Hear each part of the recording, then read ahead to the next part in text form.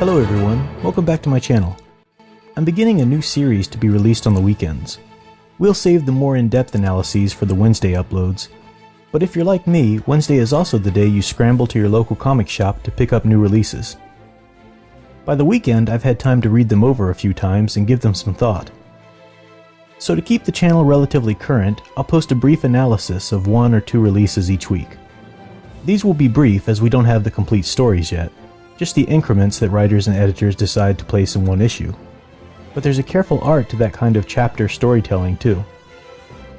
Right now, DC Rebirth is all the rage, and I've been picking up loads of titles. This past Wednesday saw the release of both Batman #1 and Superman #1. Let's start with the Man of Steel. Unlike Action Comics 957 from the previous week, Tomasi gives us our pre-New 52 Superman behaving like the pre-New 52 Superman. Dan Jurgens recently stated in an interview that Peter Tomasi's Superman title would be more concerned with the family, and that Action Comics would be centered more around action. The trade-off is interesting, as it was Jurgens who so well established the family dynamic in his recent run Superman, Lois and Clark. But Tomasi appears to pick up the theme well. Though in Superman #1 a few dark moments take place, this would be a good point for anyone wanting to avoid spoilers to stop the video until they've read the issue.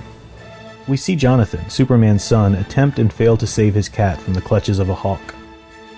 He uses his heat vision and incinerates both the hawk and his cat. It's a dark and traumatic moment for Jonathan, and traditional Superman fans, myself included, might bristle at its inclusion. I was uncomfortable reading it, but at least it wasn't gratuitous. Tomasi had set up the theme of rescuing animals a few pages before, when lightning strikes their barn and Jonathan watches Clark help all of the animals to safety. So later, for the destroying fire to come from Jonathan while he's trying to be a hero is a powerful lesson not to take his powers lightly. Tomasi develops Jonathan's struggle with his powers, how to use them, how to keep them a secret, how to psychologically adapt to having them, and so on. At the same time, he develops Superman's construction of boundaries, now that he's revealed to the world as another Superman. He attempts to guide Jonathan on the journey the best he can, and tells the Batman and Wonder Woman that his son is off limits. The issue ends with a suitable cliffhanger, with Clark bursting into Jonathan's room and demanding his son come with him. Jonathan had just overheard the scene between his father and the Justice Leaguers, and was discovered eavesdropping. By showing us the scene through Jonathan's perspective, Tomasi builds tension. We don't hear the entirety of Clark's conversation with Batman and Wonder Woman. We don't know what Clark has planned or where he wants to take his son. By the end of the issue, then, we are invested in Jonathan's struggle and are left with unanswered questions spurring us on to the next issue. It's a fine start, and I look forward to seeing how it plays out. I would, however, have liked to see a little more completion in the issue's own mini-story arc. While Tomasi provides a good balance of heavy and light moments, Jonathan's character development moves only from happy to frightened and angry.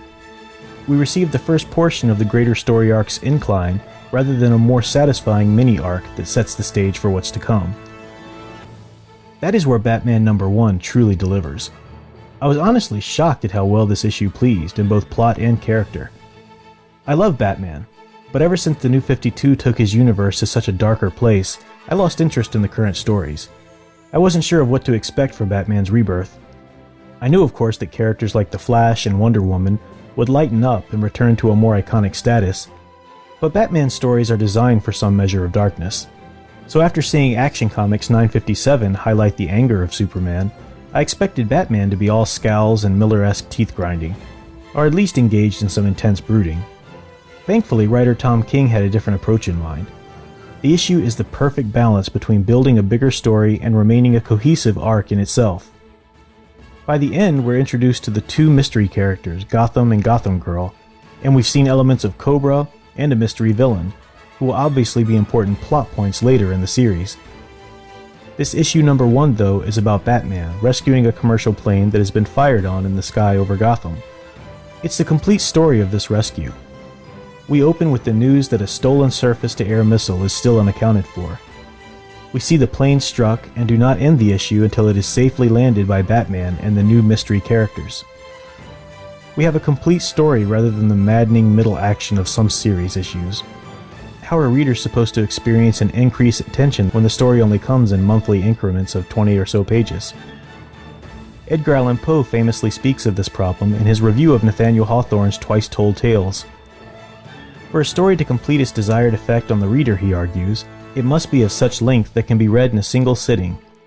If one must take a break, the progress and the effect the story has made thus far is lost. Comic book readers know this truth all too well, frustratedly having to review previous month's issues for some obscure detail reference made in the current release.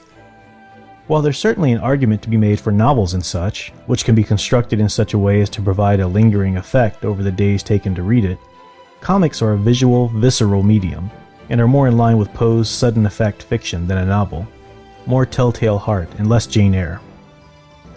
In terms of character in this issue, we see a Batman back in all of his detective glory, learning of the classified Cobra raid on his own. When the plane is shot, he swings into action, determined to save lives, and determined to do whatever it takes, even if it means departing from the brooding loner persona. The first thing he does is recognize that a crashing plane over his city might be too big a job for him. He asks Alfred to contact Clark, Diana, and the League. This Batman isn't proud. He wants to protect. In the meantime, he calls in Duke for computer assistance as a backup. When the League is unavailable, Batman steps up to the challenge, taking ownership of the city he has sworn to protect. By reaching the falling plane and placing booster rockets on the wings, he exhibits the competent, impressive Batman prowess his fans expect. And finally, while piloting the plane toward a safe landing in the water, Alfred tells him the impact will kill him outside of the plane, and Batman, the Batman, asks if his parents would have been proud. Tom King earned my loyal subscription and readership to this series at that point. He made the big bad Batman a hero with a heart, capable of insecurity and fear, but with the strength to overcome them heroically.